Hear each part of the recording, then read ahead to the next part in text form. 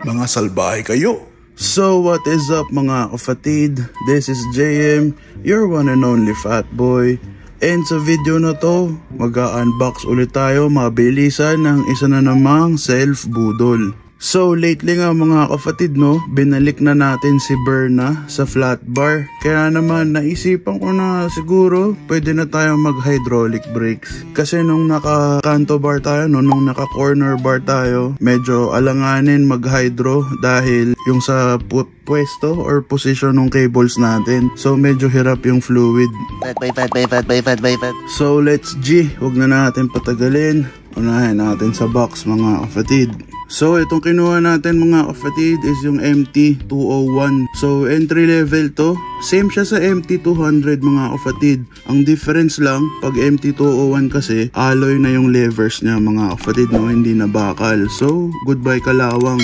Then yung pads na kasama nung caliper niya mga kapatid is yung resin ng Shimano. So pwede nyo naman palitan nyo kung gusto nyo, wala naman problema mga kapatid. So ito yung pang front natin o yung left. Sukat niya is 1000 mm. Tapos ito namang rear mga kapatid, same din naman. Ang difference lang, syempre naka-indicate naman R, ibig sabihin yung kanan o yung rear. Tapos 1700 mm yung sukat niya since mas malayo nga yung rear. So itong Shimano na MT201 mga kapatid no, J-kit yung design system niya. So kung sa mga hindi nakakaalam kung ano yung J-kit, sa Shimano kasi no, may dalawang klase, may standard and may J-kit. Pag J-kit mga kapatid, para hindi na tayo mahirapan, pinapasimplify na lang niya yung installation. So kung naka-internal cabling ka mga kapatid, wala nang hassle magkabit nito. Basta naka J-kit. So tara, buksan na natin. Pero since ang laki nga nung box niya no, kain na yung buong light box natin. So alisin muna natin tong rear. Unahin natin tong front.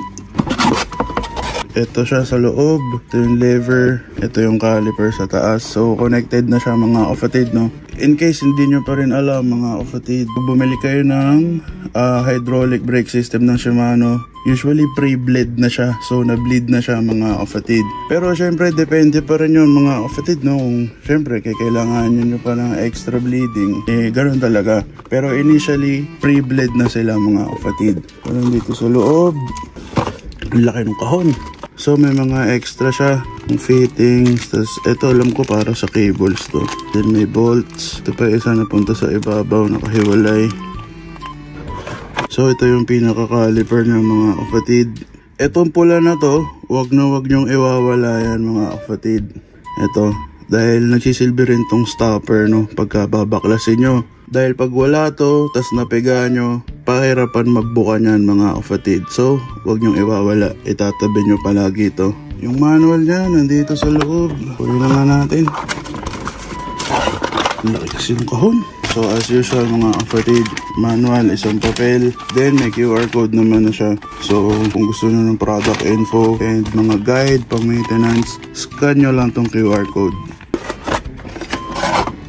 So ito mga kapatid, yung pinaka brake assembly nya. Ito yung caliper. Then ito naman yung lever. So sa MT201 mga kapatid no, gaya nga sabi ko kanina, itong brake lever nya, alloy na, hindi na siya bakal. Kaya ito na rin yung pinili ko para iwas kalawang na rin mga kapatid. BL MT201. BL ibig sabihin brake lever mga kapatid. Pag BR, yun yung sa caliper. So ito yung rear, 1700 mm. So ganun din naman itsura niya mga kapatid no, walang pinagkaiba. Mas mahaba lang talaga yung cables nito. So ganun din. So may mga fittings, then may bolts. Then of course yung manual nandun sa loob. Hindi ko na ilalabas mga kapatid, ganun din naman yung itsura niya. Mas mahaba lang talaga yung cables nito. Ito yung caliper niya. So nandito rin yung stopper. Ulitin ko, wag nyong iwawala yan. Then ito yung brake lever, alloy. So yun nga, since mabilisan nga lang to mga kapatid, di na ako nag-dive in masyado sa details dahil marami naman ang nakakaalam o nakakakilala dito sa entry level brake set na to no. So siguro yung mga basic na lang, kagaya ng magkano, saan ko nabili. So kung magkano mga kapatid, nakuha ko siya ng 2-3 something, may butal. Kasama na yung shipping doon mga kapatid. Kung saan, hindi ko sure kung meron pa kay Neo Sigma neto mga kapatid, no. Pero kung wala na, may iba namang mga kinikilalang stores, no, or official distributor si Neo Sigma. So, pwede kayo mag-check sa kanila para sigurado kayo legit yung makukuha nyo mga kapatid. So, bakit entry level muna yung kinuha ko? Madali na lang naman mag-upgrade mga kapatid, no? Nag-entry level lang muna talaga ako dahil gusto ko lang masubukan mag-hydro. Dahil ilang years tayong naka-mechanical yung stock natin na Zoom. Dual piston naman kasi siya, kaya malakas yung stopping power. Never akong binigo nun mga kapatid, basta alagaan nyo lang sa linis tsaka pag-maintain. So, yun na yun mga kapatid, kita-kits na lang tayo, no? Pagka na-install na to, gagawa tayo ng burn na update na video. So once again, this is JM, your one and only fat boy. Mga salbahe kayo. Peace. I'm out.